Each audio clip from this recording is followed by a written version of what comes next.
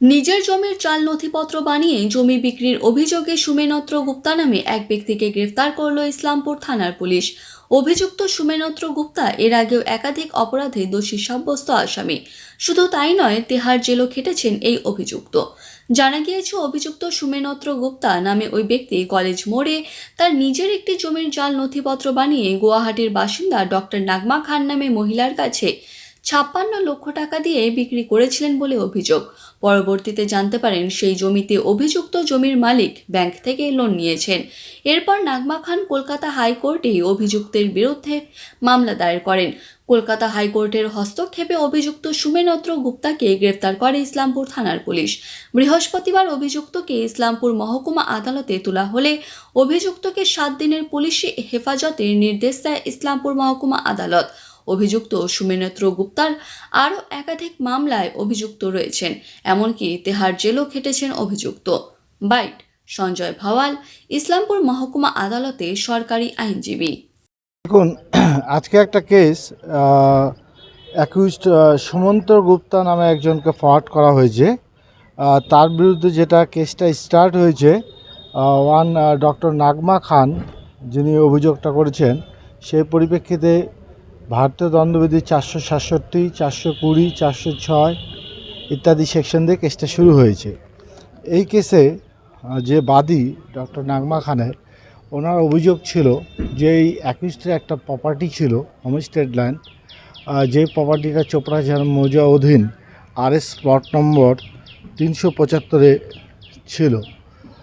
যে প্রপার্টিটা আসামি তাকে কনভিন্স করেছে যে বিক্রি করবে, সেই অনুযায়ী তাকে বিক্রি করা হয় এবং সেটা ৫৬ লক্ষ টাকাতে ডেটেড ১৯/৬/২০১৭-তে রেজিস্টার্ড ডিড অফ সেল হিসাবে তাকে বিক্রি করা হয়।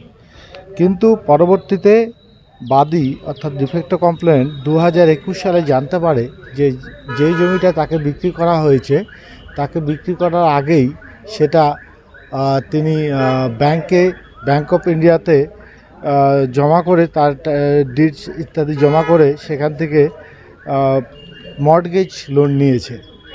তো তাহলে তার অভিযোগ যে অ্যাট দি টাইম অফ যখন তাকে রেজিস্টার্ড অফ সেল ডিড করে দেওয়া হয়, সেল ডিডটা, সেই সময় যে ডকুমেন্টসগুলো দেখানো হয়েছিল সেগুলো সব জাল করে তৈরি করা হয়েছিল। এই অভিযোগে তাকে আজকে কোর্টে ফরওয়ার্ড করা হয় এবং আয়ও তার 10 ডেজ পিসিপিআর চেয়েছিল। অ্যাকর্ডিংলি লানেট কোর্ট সেটা 7 ডেজ পিসিপিআর অ্যালাউ করেছে। ওই যে সুমন্ত যে গুপ্তা, তার বিরুদ্ধে কি আরও কি কোনো অভিযোগ রয়েছে? হ্যাঁ, তিনি একজন হ্যাবিচুয়াল অফেন্ডার, আয়োর বক্তব্য এবং আয়ও কিছু কেস রেফারেন্স উল্লেখ করেছেন যে বিভিন্ন সেখানে দেখা যাচ্ছে যে আরও অনেক কেস তার এগেনস্টে রয়েছে। বিভিন্ন রাজ্যগুলিতে তুমি এই ধরনের কাজ করতেন? বিভিন্ন জায়গাতেই আছে, আমাদের ওয়েস্ট বেঙ্গলের বিভিন্ন জায়গাতেই রয়েছে, বিভিন্ন কেস তার এগেনস্টে আছে। তিহার জেলেও? হ্যাঁ, উনি তিহার জেলে এই কেসেই ওনাকে আয়ো পেয়ার করেছিল এর আগে সোনা রেস্টের, তখন উনি তিহার জেলে ছিলেন। শোনা আছে তিনি আসামি কোনো কেসে জেল খাটছেন? সেটা আমি সম্পূর্ণটা বলতে পারবো না, আমি যতটুকু আমার তথ্যে আছে সেটুকু আমি বলবো। মূলত যে ধারাগুলো বলেন তার বিরুদ্ধে কি অভিযোগটা এখানে? যেটা আমি বললাম সেটাই অভিযোগ, যে তিনি হলো জাল নথি তৈরি করে তাকে প্রপার্টিটা সেল করেছে। সেই প্রপার্টি কি নার্সিংহোম ছিল? সেগুলো ফরওয়ার্ডিংয়ে তো সেটা কী প্রপার্টি সেটা উল্লেখ করেনি, তবে হোমস্টেড প্রপার্টি সেটা উল্লেখ করা হয়েছে। তিনি কি কোনো চিকিৎসক? ওই তার প্রফেশনটাও আমরা জানি না, তাকে অ্যাকিউজড হিসাবে ফরওয়ার্ড করা হয়েছে এই কেসে। ঠিক আছে, সেটা আয়ও বলতে পারবেন। যে কমপ্লেনার সে তো চিকিৎসক। হ্যাঁ, সে তিনি চিকিৎসক, ডক্টর নাগমা খান তার নাম বলেছি।